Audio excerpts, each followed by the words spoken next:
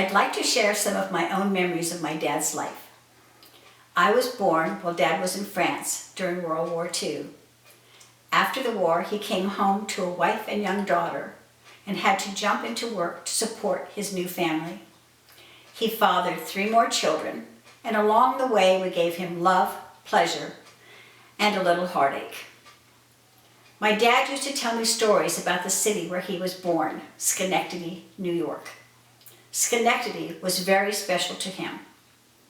He told me of his youth, about having many friends, playing football, working in a movie theater, and working in an appliance repair shop. Dad attended a trade school to train for a profession, and he showed special aptitude in mathematics. During the war, Dad met his wife-to-be at a USO dance in Modesto, California. Typical of his lack of patience, he married her after only 3 months of courtship. Shortly after their marriage, Dad was shipped overseas, and as I said before, I was born while he was in France. He chose a career that he loved, that as a building contractor. He stayed with that career until he was well into his 70s. I remember working with him as a young girl. The whole family would go to the construction site on a Saturday to clean up the area.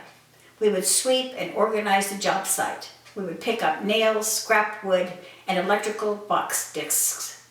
Those electrical box discs were pretend money for us kids. I have special memories of the whole family driving to the reservoir on summer Sundays. We kids would lean over the back of the front seat of the car, singing at the top of our lungs. Mom and Dad would join in a joyful family song fest. I watched him bowl during leagues and tournaments and was so proud that he was one of the best. Dad and Mom had a strong marriage with typical and normal highs and lows. Dad lost Mom, the love of his life, after 54 years of marriage. He would often talk about his Elizabeth and things she did or said. He loved and cared for her until the end. His long life surprised him. He expected to pass on before Mom, and when he didn't think he would last much longer after she died. But he went on for 16 more years. It tickled him pink when he became an octogenarian.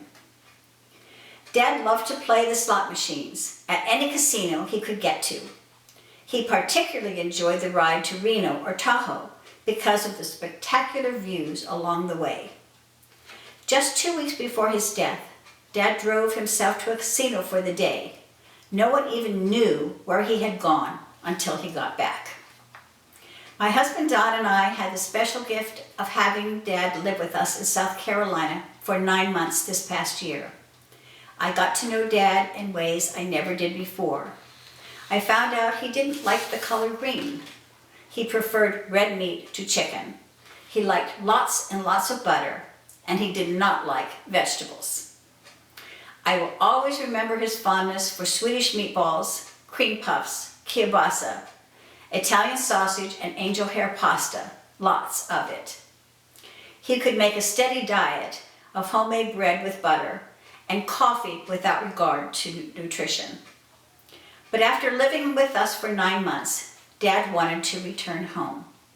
He had lived over 70 years in California, mostly in Manteca, and he really missed his best buddy, Tom. Dad worked hard and played hard. He was a proud man and very much his own man right up to the end. So Dad went home, and there he died.